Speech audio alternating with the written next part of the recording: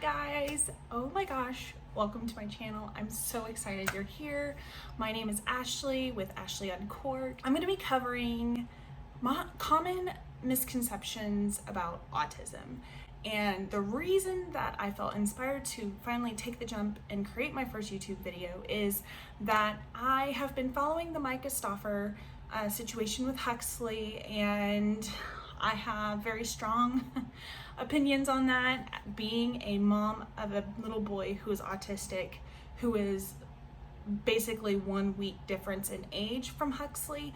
So that story just really hit me hard, and watching people react on Facebook and on YouTube, I'm starting to see a trend with really common misconceptions regarding autism, and I figured why not make a video and really share with you guys what is true and what is not true about autism. Now, I want to be sure to say this up front, that autism ebbs and flows, and each autistic person is different from the next. This is the general consensus with autism parents and friends. I have adult friends who are autistic that I've talked to. I've really tried to do my research from their perspective. I suspect that I am neurodivergent as well. I definitely have sensory processing disorder myself, as does my older son. So we have a lot of neurodiversity in our home. Embrace neurodiversity. So yeah, that's why I decided to go ahead and do this video. So I'm going to start out, I'm going to be reading. I have some health issues, so often in these videos I will be looking down to read my notes because I have really intense short-term memory issues, so just forgive me for that. So first off, there's a lot of comments regarding Huxley. They're sarcasm, and I understand why they're saying what they are saying. Comments on videos of him when he was being really sweet with the baby, or just comments in general towards kids who are autistic who present very sweet, very laid back, very chill. I want to address this. So there's been a lot of comments such as, oh, he's so dangerous. And let me preface this by saying that what I'm about to say does not excuse what they've done with Huxley. I would absolutely never give up my child because of his autism. It disgusts me. It makes me really upset, but I really want to shed some light so that maybe this education can help create a more accepting world of neurodiverse people. So,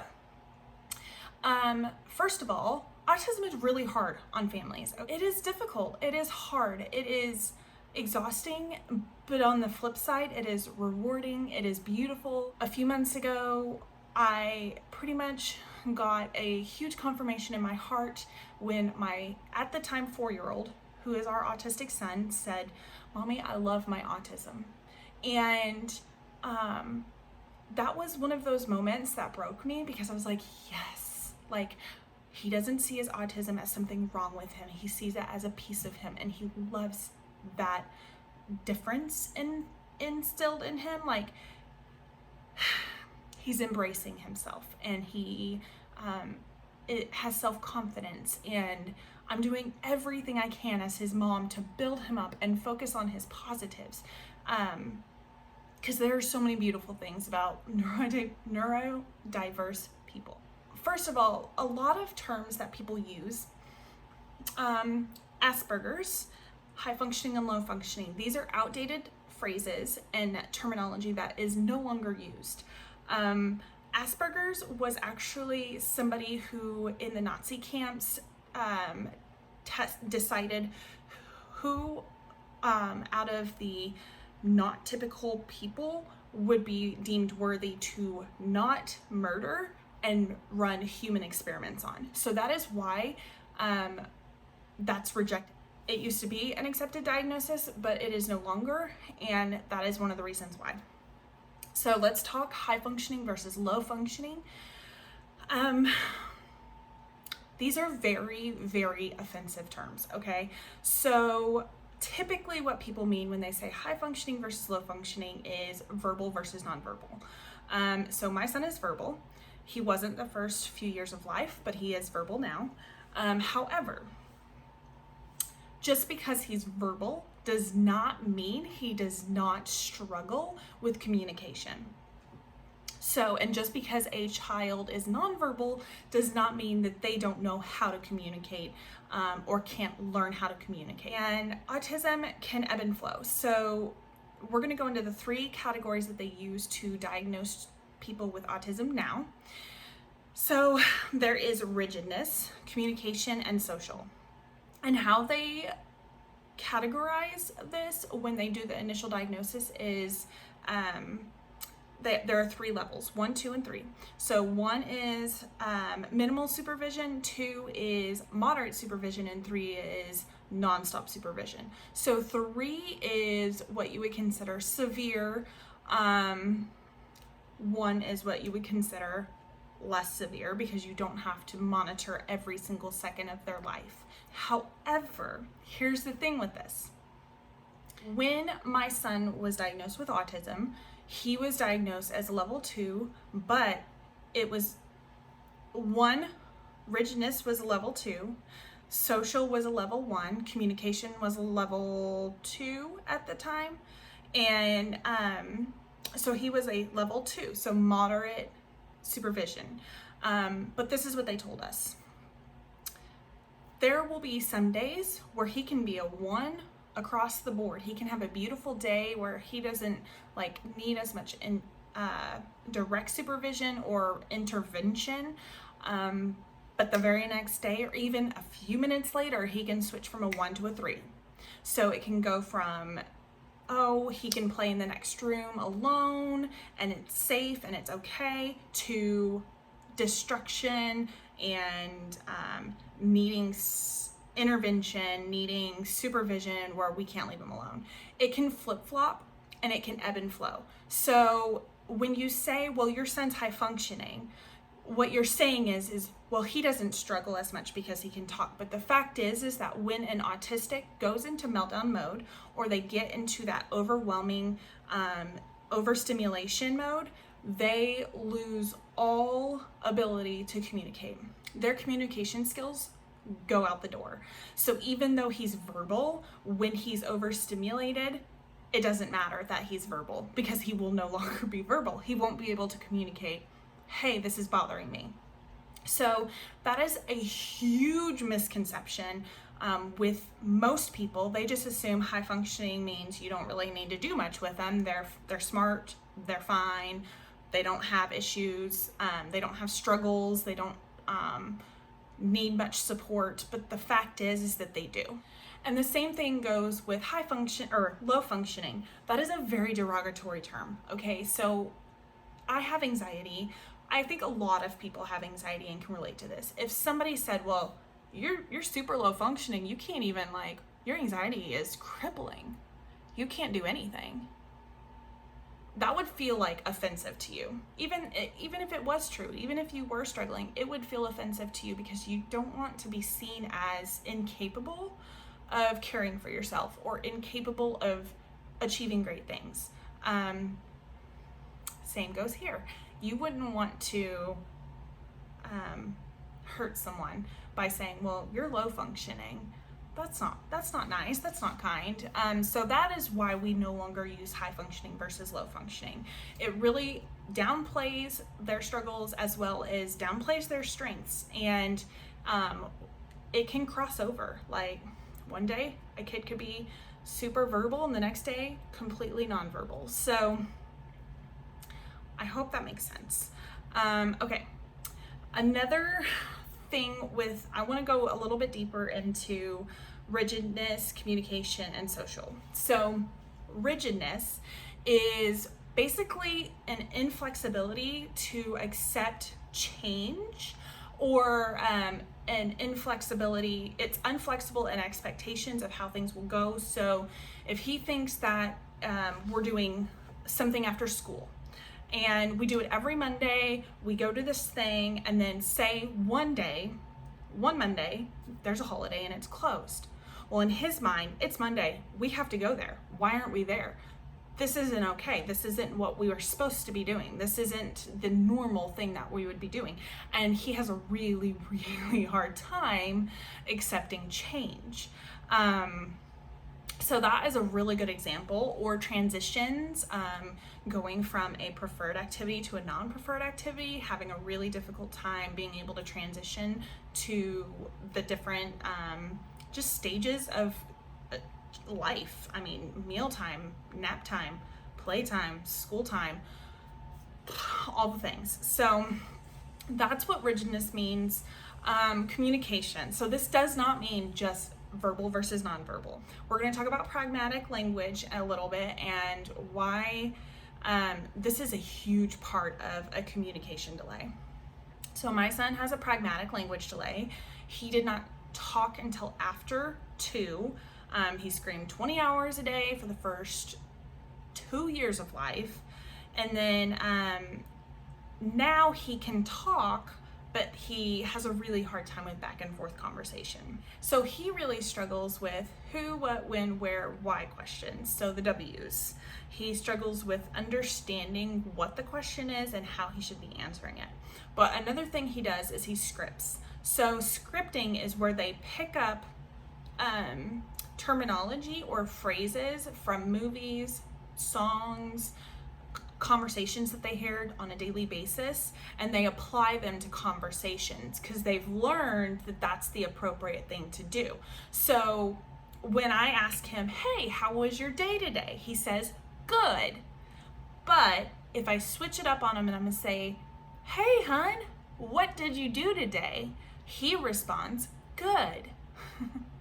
It doesn't answer the question. So that is a really big struggle that he has, and I believe quite a few autistics who are verbal have.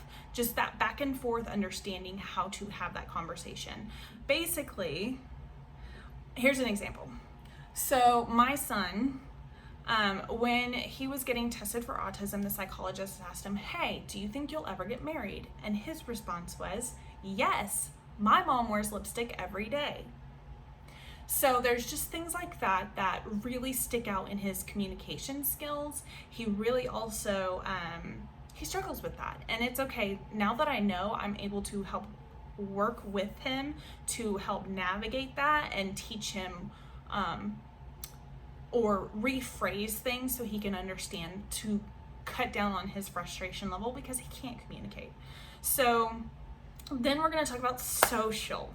So social is a huge, and I mean huge, misunderstanding when it comes to autism. Most people believe that autistics do not make eye contact, do not want to be social, do not want to make friends, don't have a sense of humor, don't understand emotion. Here's the thing. My son's social, okay? And it was one of the reasons we had such a hard time getting him diagnosed. We had so many people tell us, well, he makes eye contact and he laughs and makes jokes, he can't be autistic. That's very, very inaccurate. He loves making jokes. He loves joking with people. He just doesn't know how to play with other kids. He really struggles with the appropriate social expectations of play, of conversation. So he really, really, really struggles with understanding jokes that other people make. He struggles with understanding things like nicknames. One day there were kids over at our house and they were like, see you later, and they did a word play on his name, which is Gus. So they were see you later alligator, but instead of alligator they said Gus-a-later or something. I don't know, they're kids, they're 5. Didn't make sense, but they were trying to be friendly and be silly, and he took that as a huge insult, and it hurt his feelings to the depths of his soul. And he cried and had a meltdown for about 3 hours that night because his feelings were so hurt and he didn't understand why they were being mean. And we were trying to explain to him, they weren't being mean, honey. They were trying to be your friend. They were trying to play around and make jokes, and he just couldn't wrap his little head around that. So those are some very, very common things that autistics struggle with socially. They also struggle with just being able to read body language and understanding intent. So one of the things with him that we're concerned about, and he's only 5, but he's going into kindergarten, and we've, brought up concerns of, we're afraid that a child could understand that he's different and try to trick him to doing something bad, and he wouldn't understand that they were tricking him. And just things like that, like he doesn't understand and pick up on those cues. So let's talk about meltdowns. Meltdowns are hard, okay? Meltdowns can look different for everybody, and some autistics don't have meltdowns. Most do, some don't. A meltdown is not a tantrum. A meltdown is not a manipulation tactic to get their way. So a meltdown is like a system overload where they just lose all ability to process what's happening, and their body goes out of control. It can look violent. It can look intentional. It can look like they're just trying to be manipulative, but the fact is they're not. They are out of control of their body. They are out of control with what's happening. They're just in complete sensory overload. And I am an adult. I have sensory processing issues and have since forever. Like, I was born with them. And I didn't know until my oldest was diagnosed with sensory processing disorder that that's what was my issue. I understand what it feels like for my senses to hurt. And if you don't have it, it's going to be really hard for you to wrap your head around that. But when you're in sensory overload, your body, your mind hurts. Your ears hurt, your eyes hurt, your like the nerves, your hands hurt, your body hurts. And so they're just they go into fight or flight mode, and they're trying to escape the pain and escape the feeling of overwhelmingness. And that's ultimately, most of the time, what is a meltdown is fight or flight mode. They just need to make it stop in any capacity. Now, my son has had meltdowns where he was angry and he didn't know how to express his anger. I know what's happening, so I can intervene and we can help him work through it before it escalates 9 times out of 10 now. However, when he was younger, it was so unpredictable, he couldn't really communicate, and I really, really, really struggled with trying to figure out what was happening. Like, I didn't know what was happening. We didn't get his diagnosis until 9 months ago. So prior to that, I just knew something was wrong. I didn't know what, and I just assumed that he hated me and that he was a sad, mad kid, and I didn't know what to do about it. I really, really, really struggled with that. I had postpartum depression because we couldn't bond, and it took 4 years of therapy for us to build a bond.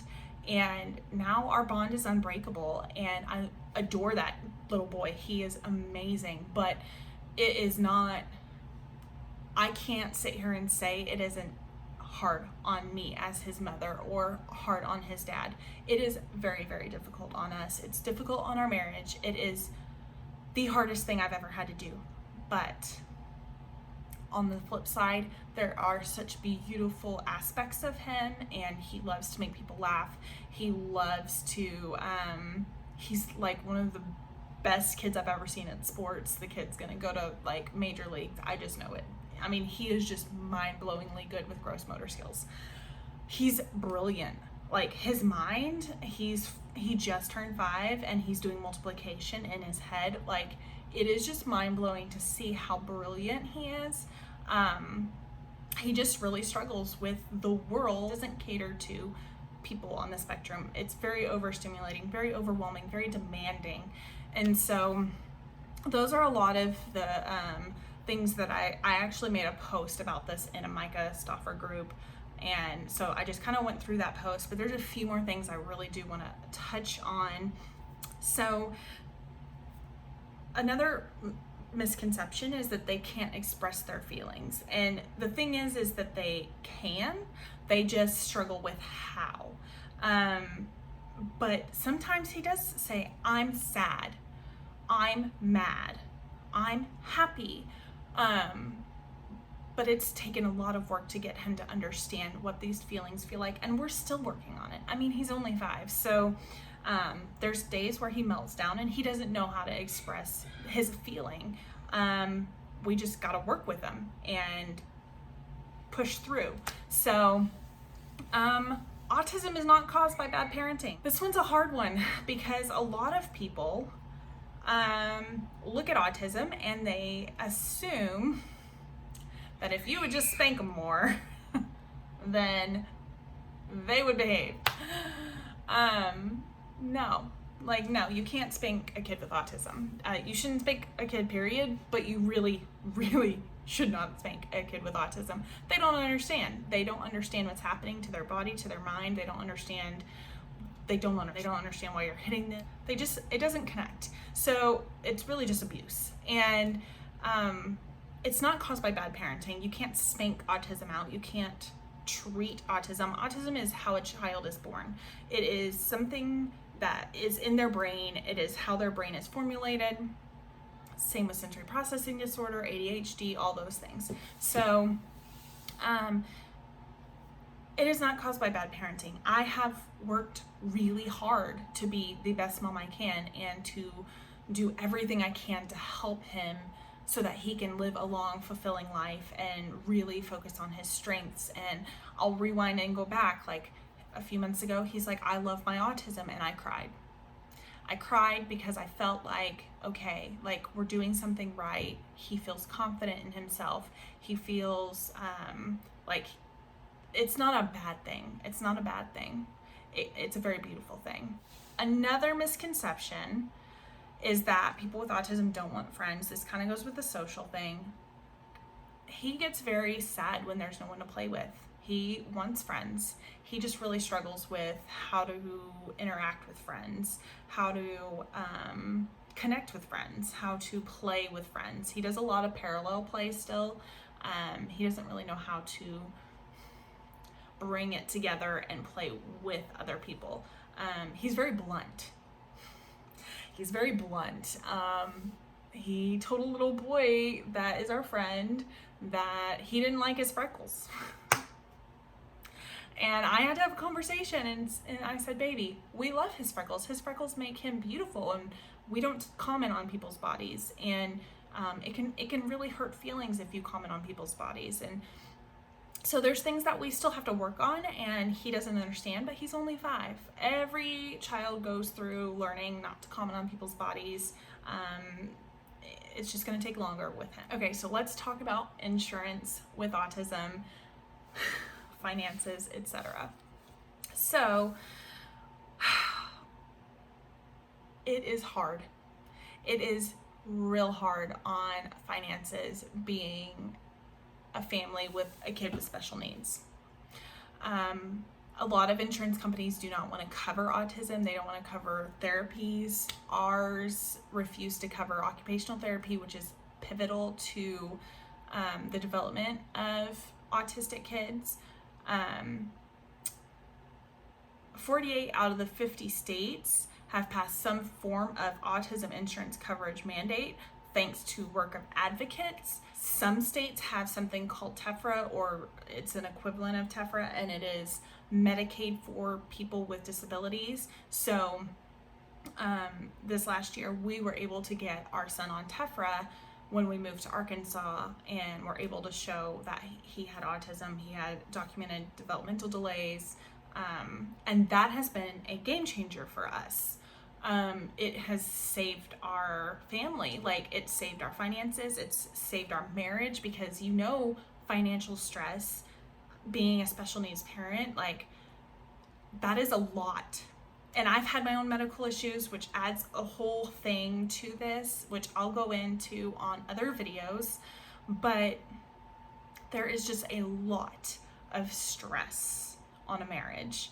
And we are so grateful that we have this option to be able to be a part of this program.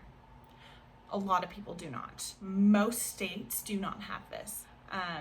I think that's really unfortunate, and I think it needs to change. I feel like advocates really need to push for this in other states, because I have a family member with kids with disabilities, and she does not have Medicaid for them. And I know what that is, because that was his first 3.5, 4 years of life. And the financial stress that causes when insurance companies don't want to cover necessary therapies, necessary early intervention. It's hard. It's really hard. Last thing I want to touch on. Autistics don't grow out of it, okay? They learn masking. And masking is very, very unhealthy for autistics and their mental health. Masking is where they've learned social cues, they've learned social behaviors, and they put a mask on. And they present themselves as neurotypical, and they go to school and they look normal. But the thing with that is it slowly deteriorates their mental health, because they can't be themselves. Because when they're themselves, people judge them. When they stim, people look at them weird. Focal stimming, anything like that, people look at you funny. So a lot of them learn how to shut it off in public. But it's really, really not good for them. People also do that with other mental health conditions like depression and anxiety. How many times have you been in the middle of a depressive state, and you've seen somebody at the store and they've said, "Hey, how are you?" And you say, "I'm great, how are you?" with a big smile, and you keep pushing your cart and you walk away, and you're sitting there thinking, and you're going, "I'm not doing good. I'm not doing good. I don't know why I just said that." Like, that's masking. And it's not good for anybody. We really promote in our home to allow him to be himself, allow him to stim as needed. If there's unhealthy stimming behaviors, like last year, his anxiety was so severe that he would chew his nails till they bled, and then he started chewing the tips of his fingers. And we had to order chewies in and redirect to the chewies, because he was starting to self-harm with his stimming behaviors. But we didn't take his stimming behavior away. When you do that, that is also really bad for their mental health. They need to stim. It's very, very important to their body regulation to get those repetitive movements or avoidances out of their system, or in their system, or whatever. It's important. So yeah, I know this was really long. I'm hoping that you guys have learned something. Feel free to leave comments of questions that you might have. I'll address them the best I can. I'm no professional. All I can say is that I've really tried to research from autistic adults, as well as from a mother's perspective. And yeah, I am very passionate about spreading positive information and education to hopefully change the world, so that when my son grows older, it's just a little bit more tolerant of autism, and he can be himself. Guys, thank you so much for watching. If you liked this video, if you want to see more content like this, give a thumbs up, hit the subscribe button below. If you learned something, put it down below. I want to know what you guys thought of this. If you have any questions, drop them below. I will see if I have answers for you. I had so much fun just diving a little bit deeper into some of the common misconceptions regarding autism and neurodiversity. So thank you guys so much for watching, and I'll see you guys next week.